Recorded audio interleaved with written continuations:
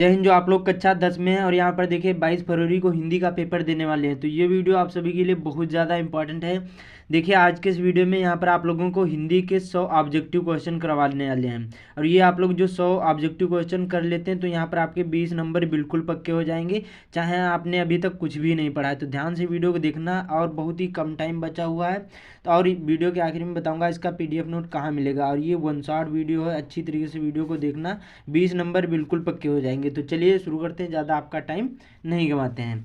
तो देखिए पहला क्वेश्चन यहाँ पर दिया गया है, गुनाहों के देवता उपन्यास के लेखक कौन है। सारे क्वेश्चन बहुत ज़्यादा इंपॉर्टेंट है, एग्जाम से पहले तैयार कर लो। बाकी यार देखिए इसका PDF नोट भी बताऊंगा कहाँ मिलेगा, जिससे आप लोग अच्छी तरीके से तैयार भी कर सकते हैं। तो देखिए गुनाहों के देवता उपन्यास के लेखक धर्मवीर भारती की जयशंकर प्रसाद अज्ञेय की यहाँ पर इलाज चंद्र जोशी। तो गुनाहों के देवता उपन्यास के लेखक धर्मवीर भारती हैं। और 100 में से कितने आपको मालूम थे ये कमेंट में ज़रूर बताना, बिना चीटिंग किए हुए। अगला हमारा क्वेश्चन है, चिंतामणि निबंध संग्रह है, बहुत ज़्यादा इंपॉर्टेंट है। तो ये आचार्य रामचंद्र शुक्ल जी का है। कम टाइम में 100 क्वेश्चन आप लोगों को करवा दूंगा, ठीक है। उसके बाद में अगला हमारा गबन उपन्यास है। तो ये देखिए प्रेमचंद जी का है। किसका है? प्रेमचंद जी का ये उपन्यास है गबन जो है। अगला यहाँ पर देखिए प्रायश्चित किसकी रचना है। तो ये देखिए जो प्रायश्चित है ये हमारी भगवती चरण वर्मा जी की रचना है। ध्यान रखना किसकी है? भगवती चरण वर्मा जी की। अगला है हमारा रेणुका और हुकार किस विधा की रचना है। जो रेणुका और हुकार है ये क्या है? यह एक काव्य है। और किसका है? तो ये रामधारी सिंह दिनकर का है। किसका है? रामधारी सिंह दिनकर का। ध्यान रखना बहुत ज़्यादा इंपॉर्टेंट है। उसके बाद में अगला हमारा आकाशदीप और ममता कृति है। तो ये देखिए जयशंकर प्रसाद जी की। किसकी है? जयशंकर प्रसाद जी की। बी वाला हमारा राइट आंसर हो जाएगा। अगला पूछा गया है मेरी तिब्बत यात्रा कृति है। तो ये देखिए राहुल सांकृत्यायन जी की है। और ध्यान रखना यह ये क्या है? यात्रा व्रत है। ये भी आपको ध्यान रखना है क्या है? यह एक यात्रा व्रत है। बहुत ज़्यादा इंपॉर्टेंट सारे क्वेश्चन हैं। उसके बाद में यहाँ पर अगला क्वेश्चन कौन सा है? कलम का सिपाही कृति के लेखक। तो यहाँ पर ये अमृत राय जी हैं। कौन है? अमृत राय जी हैं। ध्यान रखना बहुत ज़्यादा इंपॉर्टेंट है। उसके बाद में अगला है महादेवी वर्मा द्वारा रचित निबंध। तो महादेवी वर्मा द्वारा रचित निबंध कौन है? छड़दा है। क्या है? छड़दा जिसका नाम है। बहुत ज़्यादा इंपॉर्टेंट। उसके बाद में यहाँ पर अगला क्वेश्चन कौन सा है? अगला हमारा 10वां क्वेश्चन है यहाँ पर धर्मयुग के संपादक कौन है। तो धर्मयुग के संपादक आपको पता भी चल रहा होगा कि धर्मवीर भारती होंगे, धर्म लगाया। अगला यहाँ पर मुंशी प्रेमचंद द्वारा संपादित पत्रिकाएं मर्यादा और हंस की छाया और प्रभा की सुधा और हंस की यहाँ पर सरस्वती। तो इसका राइट आंसर कौन सा हो जाएगा? तो हमारा राइट आंसर हो जाएगा मर्यादा और हंस, ठीक है। बी वाला इसका ए वाला राइट आंसर हो जाएगा। अगला है गुलाब राय द्वारा रचित आत्मकथा कौन सी है। तो मेरी असफलताएं है। यह एक आत्मकथा भी है और किसके द्वारा रचित है? तो गुलाब राय द्वारा रचित है। अगला हमारा अजात शत्रु किस विधा की रचना है। तो ये क्या है? यह एक नाटक है। किसके द्वारा लिखा गया? तो जयशंकर प्रसाद द्वारा लिखा गया यह एक नाटक है। ध्यान रखना बहुत ज़्यादा इंपॉर्टेंट। अगला है तितली उपन्यास है। तो ये भी जयशंकर प्रसाद जी का है। अगला हमारा है सूरज का सातवां घोड़ा किस विधा की रचना है। तो ये देखिए यह एक उपन्यास है, बहुत ज़्यादा इंपॉर्टेंट है। अगला यहाँ पर देखते हैं परीक्षा गुरु के लेखक कौन है। तो यहाँ पर लाला श्रीनिवास दास हैं और ये हिंदी का प्रथम उपन्यास है। ये भी आपको ध्यान रखना, परीक्षा गुरु जो है ये हिंदी का प्रथम उपन्यास भी है और इसके लेखक कौन है? लाला श्रीनिवास दास। अगला यहाँ पर भारत दुर्दशा किसकी रचना है। तो ये देखिए जो भारत दुर्दशा है ये भारतेंद्र हरिश्चंद्र की रचना है। अगला हमारा शुक्ल युग की समयावधि कितनी है। तो शुक्ल युग की समयावधि 1919 से 1938 ईस्वी तक है। तो बी वाला हमारा इसका राइट आंसर हो जाएगा। उसके बाद में यहाँ पर देखते हैं अगला क्वेश्चन कौन सा बहुत ज़्यादा इंपॉर्टेंट है। यहाँ पर 19वां क्वेश्चन हमारा है ठूठा आम किसकी यहाँ पर किसकी रचना है। तो ये भगवत शरण उपाध्याय जी की है। ए वाला हमारा राइट आंसर हो जाएगा। अगला है बर्फ की गुड़िया किसकी रचना है। तो बर्फ की गुड़िया जयप्रकाश भारती जी की है। बहुत ज़्यादा इंपॉर्टेंट है। अगला है हमारा एकांकी सम्राट कहा जाता है। तो आपको पता होगा राम कुमार वर्मा को कहा जाता है। दीपदान एकांकी बहुत ज़्यादा पूछी जाने वाली एकांकी है। तो दीपदान एकांकी के लेखक कौन है? डॉक्टर राम कुमार वर्मा जी हैं। अगला है शेखर एक जीवनी है, ये 2023 में आया था। तो ये यहाँ पर उपन्यास से ध्यान रखना है किसका है। तो अज्ञेय जी का है। जिन अज्ञेय का पूरा नाम सच्चिदानंद हीरानंद वात्स्ययन अज्ञेय जी हो जाएंगे। अगला है पंचांग दर्शन के रचनाकार कौन है। तो आपको पता होगा मथुरानाथ शुक्ल जी हैं। ये भी 2023 में आया था, तो इसको याद जरूर कर लेना। अगला यहाँ पर ध्रुव सामनी नाटक के रचनाकार कौन है। तो आपको पता होगा ये जयशंकर प्रसाद जी है। अगला है तितली उपन्यास के लेखक कौन है। तो यहाँ पर प्रेमचंद हो जाएंगे कि जयशंकर प्रसाद की, सुमित्रानंद पंत की, राम कुमार वर्मा। तो इसका बी वाला हमारा राइट आंसर हो जाएगा। अगला है हमारा हिमालय की पुकार के रचनाकार कौन है। तो यहाँ पर हिमालय की पुकार के रचनाकार जयप्रकाश भारती जी हैं। हमारा सी वाला इसका राइट आंसर हो जाएगा। उसके बाद में यहाँ पर अगला पूछा गया बहुत ज़्यादा इंपॉर्टेंट है कि रामचंद्रिका के रचयिता कौन है, तो आपको पता होगा केशवदास जी हैं, तुलसीदास जी नहीं। तुलसीदास यहाँ पर श्री रामचरितमानस के रचयिता हैं, ठीक है। द्वापर के रचयिता कौन है, तो मैथिली शरण गुप्त जी हैं, बी वाला इसका राइट आंसर हो जाएगा। तार सप्तक का प्रकाशन वर्ष तो 1943 ईस्वी, और किसके द्वारा किया गया था, तो ये अज्ञेय के द्वारा किया गया था। अगला है वीर गाथा काल के कवि कौन है, तो वीर गाथा काल के कवि यहाँ पर कौन है, चंद्रबड़ दाई हैं, और इसको आदिकाल के भी नाम से जाना जाता है वीर गाथा काल को, ये भी आपको ध्यान रखना है। भूषण ये तो रीतिकाल के कवि हैं, केशवदास छत्रसाल, ये आपको याद कर लेना। अगला साकेत रचना है, तो साकेत जो रचना है ये यहाँ पर देखिए मैथिली शरण गुप्त जी की है, किसकी है, मैथिली शरण गुप्त जी की। अगला है दीप शिखा किसकी रचना है, तो ये महादेवी वर्मा जी की है, बहुत ज़्यादा इंपॉर्टेंट है। अगला हिंदी का प्रथम महाकाव्य माना जाता है, तो पृथ्वीराज रासो को हिंदी का प्रथम महाकाव्य माना जाता है। अगला है प्रिय प्रवास के रचनाकार कौन है, तो यहाँ पर अयोध्या सिंह उपाध्याय हरिऔध जी हैं प्रिय प्रवास के रचनाकार। ये एक महाकाव्य है, साकेत भी एक महाकाव्य है, कामायनी भी एक महाकाव्य है, श्री रामचरितमानस भी एक महाकाव्य है, और पृथ्वीराज रासो भी महाकाव्य है। ध्यान रखना, तो इतने सारे महाकाव्य, इन सभी में से एक क्वेश्चन जरूर आ सकता है। अगला है रीतिकाल का अन्य नाम क्या है, तो रीतिकाल का अन्य नाम यहाँ पर श्रृंगार काल भी है। अगला हमारा लोकायतन के कवि कौन है, तो सुमित्रानंदन पंत जी हो जाएंगे, ठीक है। आंगन के पार द्वार यहाँ पर रचना है, तो ये अज्ञेय जी की है, किसकी है, अज्ञेय जी की। उसके बाद में अगला है राम की शक्ति पूजा के रचनाकार कौन है, तो यहाँ पर निराला जी हो जाएंगे, सूर्यकांत त्रिपाठी निराला जिनका नाम है। 2023 में ये क्वेश्चन आया था, इसको याद कर लो, बहुत ज़्यादा इंपॉर्टेंट है, ये न्यू है। अगला हमारा हो जाएगा यहाँ पर बिहारी किस युग के कवि हैं, तो आपको पता होगा रीतिकाल के कवि हैं बिहारी लाल, जिनकी एकमात्र यहाँ पर रचना है बिहारी सतसई, जिसमें 719 या 723 दोहे हैं। अगला है ललित ललाम के रचनाकार कौन है, तो मतिराम जी हैं। अगला हमारा तार सप्तक के संपादक कौन है, मैंने बताया अज्ञेय जी हैं। अगला रीतिकाल की रचना कौन है, तो रीतिकाल की जो रचना हमारी हो जाएगी इसमें तो रामचंद्रिका हो जाएगी, ठीक है। रामचरितमानस ये तो भक्तिकाल की रचना है, ठीक है, इसको याद कर लो, बहुत ज़्यादा पूछा जा सकता है। इसके बाद में यहाँ पर देखते हैं अगला क्वेश्चन कौन सा है हमारा, बहुत ज़्यादा इंपॉर्टेंट। ये देखिए कुछ यहाँ पर ये बहुत ज़्यादा महत्वपूर्ण क्वेश्चन मैंने ले लिए हैं, इनको भी आप लोग तैयार कर लो। 33वां है चिदम्बरा, जो सुमित्रानंदन पंत की रचना है। पथिक राम नरेश त्रिपाठी जी की। खून के चीटे भगवत शरण उपाध्याय जी की है। क्या लिखूं पद्मलाल पुन्नालाल बख्शी जी की है। यशोधरा मैथिली शरण गुप्त की है।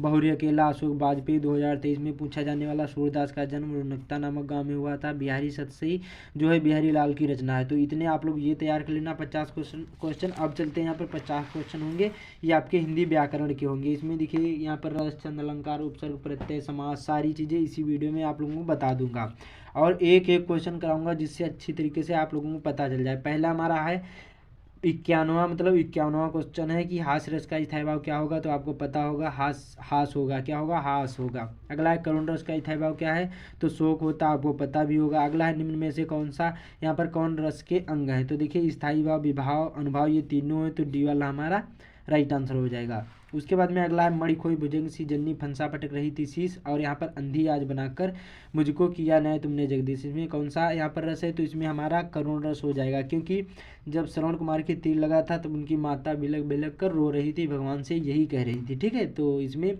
शोक प्रकट हो रहा है, तो करुण रस हो जाएगा। बहुत ज़्यादा इंपॉर्टेंट ये यहाँ उदाहरण है। अगला है नाना वहाँ नाना वैसा विशे शिव समाज निज देखा, और को मुखवीन विपुल मुख काहू बिनु पद कर को बहुबाहु में उपर्युक्त पंक्तियों में कौन सा रस है, तो इसमें हमारा हास्य रस हो जाएगा। इसमें हंसी प्रकट हो रही, भी हंसे देखिए शब्द आ गया, ठीक है। अगला हमारा राम राम राम कही राम राम, उसके बाद में राम कही राम राम कही राम, और तनु परिहरि रघुवर बिरह राव, और गयो सूर्यधाम में कौन सा रस है, तो इसमें हमारा हो जाएगा बहुत ज़्यादा, ये भी इम्पोर्टेंट है। तो 56वें का हमारा जो राइट आंसर हो जाएगा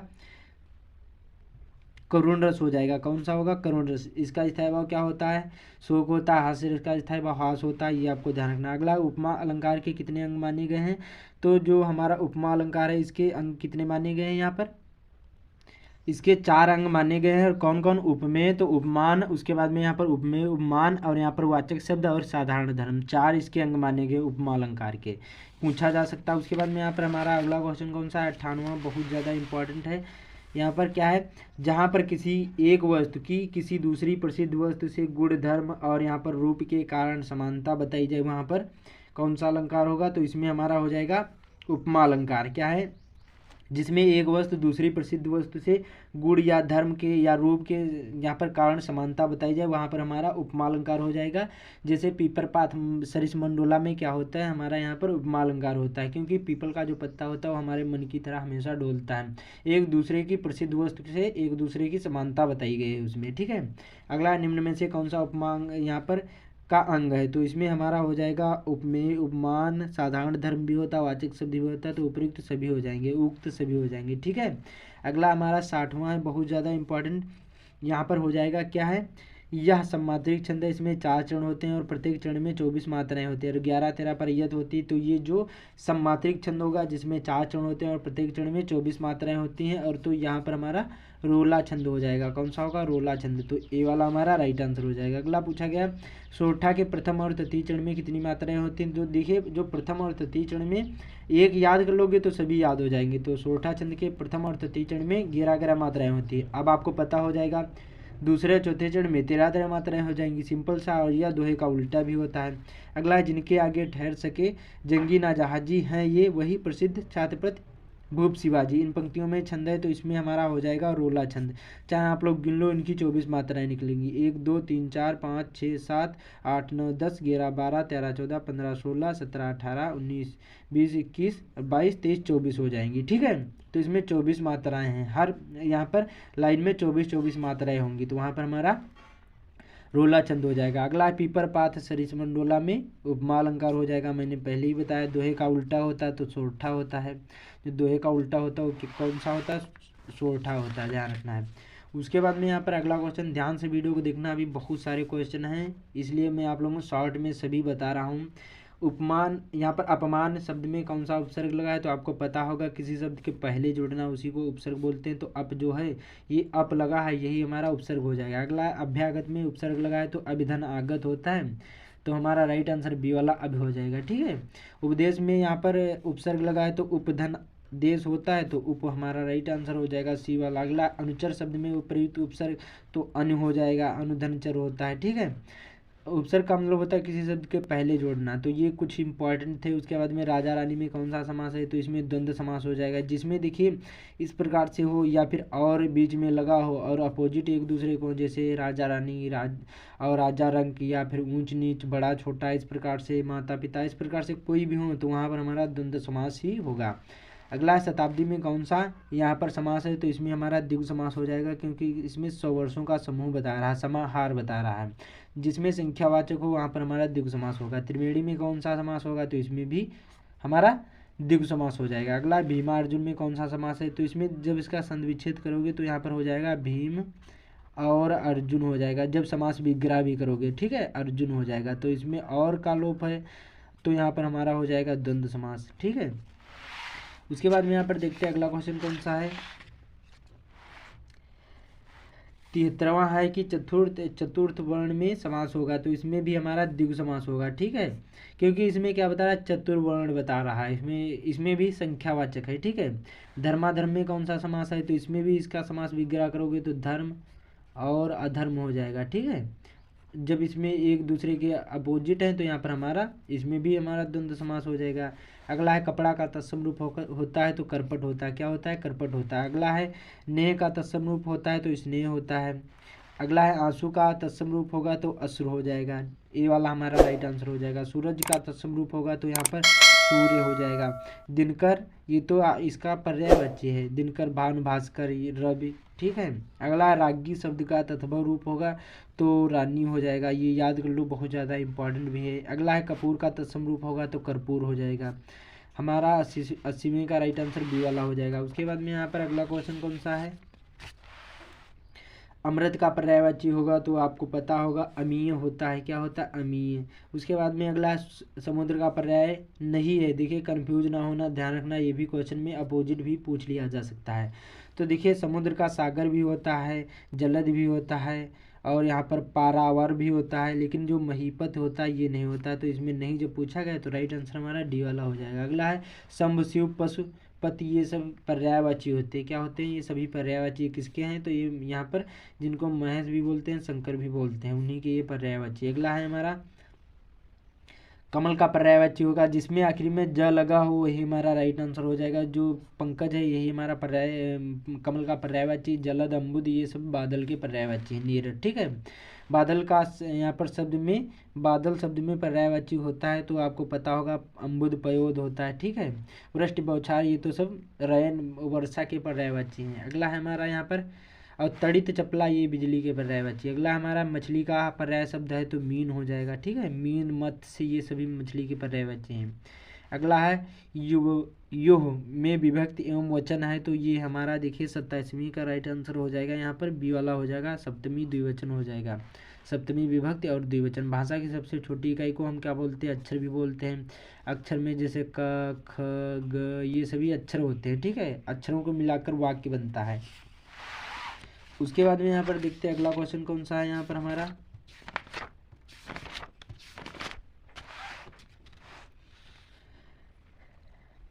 वाक्य के कितने अंग होते हैं? तो वाक्य यहाँ पर अंग नहीं, तत्व कितने होते हैं? वाक्य के जो तत्व होते हैं ये कितने होते हैं? यहाँ पर 8 होते कि 7 की 5 की 4, तो 89वें का हमारा राइट आंसर यहाँ पर हो जाएगा 4 होते हैं, ठीक है। वाक्य के कितने अंग होते हैं? इसमें तत्व 4 होते हैं, जो अंग होते हैं ये हमारे कितने होते हैं? 2 होते हैं। कौन कौन होते हैं? उद्देश्य और विधेय 2 अंग होते हैं, ठीक है। वाच्य, देखिए वो वाक्य था और ये वाच्य है। वाक्य के कितने, वाच्य के कितने भेद होते हैं? तो वो जो वाच्य होता है इसके हमारे यहाँ पर 3 भेद होते हैं। कौन कौन? कृतवाच्य, कर्मवाच्य, भाववाच्य, ठीक है। कृतवाच्य, कर्मवाच्य और भाववाच्य ये 3 भेद होते हैं वाच्य के, ठीक है।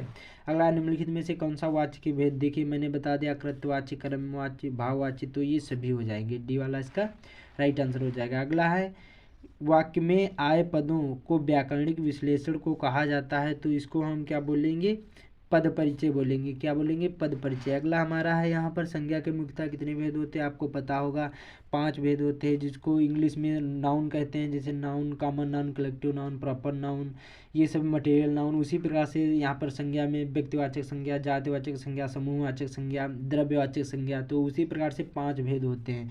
ध्यान रखना, ये न्यू ऐड कर दिया गया सारी चीज़ें। निजवाचक सर्वनाम है तो इसमें जो हमारा निजवाचक सर्वनाम हो जाएगा ये आप है, ठीक है। अगला विकारी पद कितने होते हैं? तो जो विकारी पद होते हैं ये 4 होते हैं। ध्यान रखना, क्रिया विशेषण और उसके बाद में सर्वनाम और यहाँ पर संज्ञा, ठीक है। क्रिया विशेषण, सर्वनाम, संज्ञा 4 होते हैं, ध्यान रखना है। अब जैसे अभिकारी पूछा जाए तो अभिकारी विपरीत और उसमें कोई आ जाए दूसरा तो वही हमारा राइट आंसर हो जाएगा। जैसे पूछा गया निम्नलिखित में से कौन सा अभिकारी पद है, तो इसमें हमारा जो क्या है, इसमें कोई नहीं है। जो अभिकारी पद है इसमें से कोई नहीं है, ठीक है। बाकी संज्ञा, सर्वनाम और क्रिया ये तो सब यहाँ पर कौन है? सब ये हमारे विकारी पद हैं, ये ध्यान रखना। अगला है, जिन शब्दों का प्रयोग संज्ञा के स्थान पर किया जाता है उन्हें कहते हैं। जिन शब्दों का जो संज्ञा के स्थान पर प्रयोग किया जाता है उन्हें हम क्या बोलेंगे? यहाँ पर जिन शब्दों का यहाँ पर प्रयोग संज्ञा के स्थान पर किया जाता है उन्हें हम सर्वनाम, जिनको हम प्रोनाउन भी बोलते हैं, ये आपको पता भी होगा। अगला है, संज्ञा अथवा सर्वनाम की विशेषता बताने वाले शब्दों को कहते हैं। तो संज्ञा की जो संज्ञा अथवा सर्वनाम की जो विशेषता बताते हैं उनको हम विशेषण बोलते हैं, ठीक है। उसके बाद में इतने आप लोग अच्छी तरीके से तैयार कर लो और इसका PDF नोट चाहिए तो लिंक डिस्क्रिप्शन में मिल जाएगा व्हाट्सएप ग्रुप का, वहाँ से ज्वाइन करिए, उसका PDF नोट प्राप्त कर लीजिए। एग्जाम से पहले जरूर सारे क्वेश्चन तैयार कर लेना और 100 में से आपको 99 से कितने मालूम थे क्वेश्चन ये कमेंट में ज़रूर बताना। और आप लोग एक चीज़ और बताना, आप लोग ये वीडियो कहाँ से देख रहे हैं कमेंट जरूर करना, ठीक है, जिससे मैं भी जान सकूँ ये हमारा वीडियो कितनी दूर दूर तक जाता है। तो बाकी चैनल पर पहली बार है, चैनल को सब्सक्राइब भी कर लेना, ये क्वेश्चन जरूरी तैयार कर लेना। तो मिलते हैं अगले वीडियो में।